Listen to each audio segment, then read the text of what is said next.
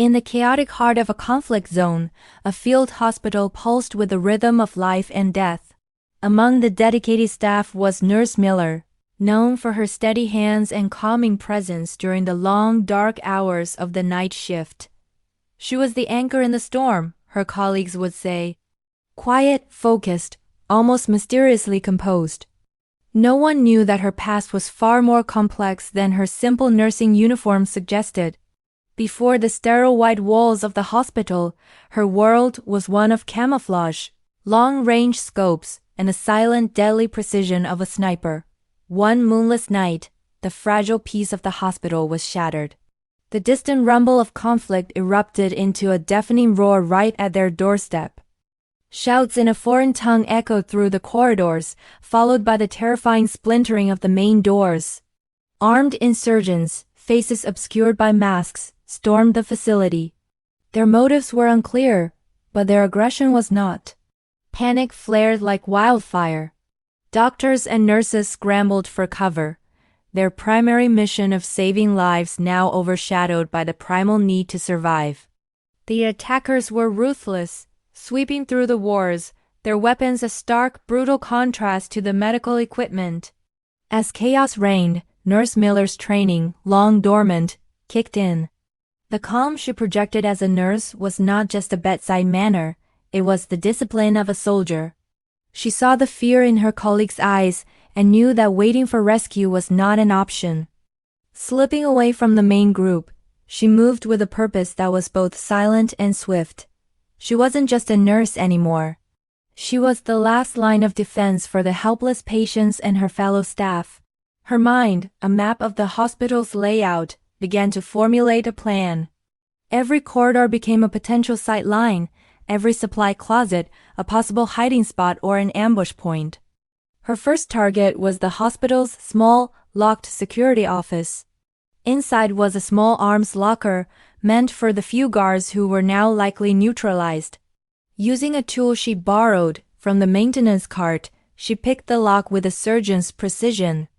Inside, she found what she was looking for, a standard-issue service rifle. It wasn't her old, custom long-range rifle, but it would have to do. The familiar weight of the weapon in her hands felt like a reunion with an old, dangerous friend. She quickly checked the magazine, chambered a round, and melted back into the shadows of the dimly lit hallway. The hunter was now loose in her own territory. From the darkened end of a long corridor, she watched two insurgents trying to force their way into the intensive care unit. The ICU housed the most vulnerable patients, tethered to life by machines. Miller took a deep breath, steadied her aim using a doorframe, and exhaled slowly. The first shot was a sharp, clean crack that echoed through the hospital, instantly silencing the chaos for a brief moment. One of the insurgents dropped. His partner spun around, confused, firing blindly down the hall. But Miller was already gone, moving to a new position.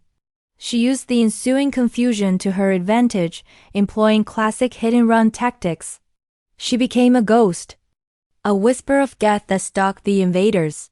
One by one, she picked them off, using the environment to her advantage.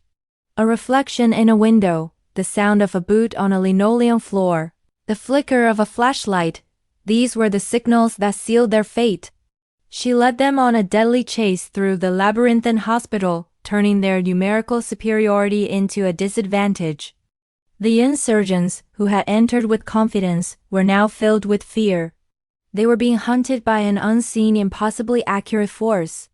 They had breached a hospital, but they had stumbled into a sniper's nest. When reinforcements finally arrived, they found a scene of controlled chaos. The remaining insurgents were cornered, disoriented, and quickly subdued. Amidst the debris, they found Nurse Miller, not with a rifle, but with a stethoscope around her neck, calmly tending to a wounded colleague. Her face was smudged with dirt, but her hands were steady as she applied a bandage. The soldiers looked at her, then at the neutralized threats scattered throughout the hospital, and a silent, profound understanding passed between them. The night nurse's secret was out. She had traded one life-saving skill for another, proving that sometimes, the best way to preserve life is to be unflinchingly ready to defend it.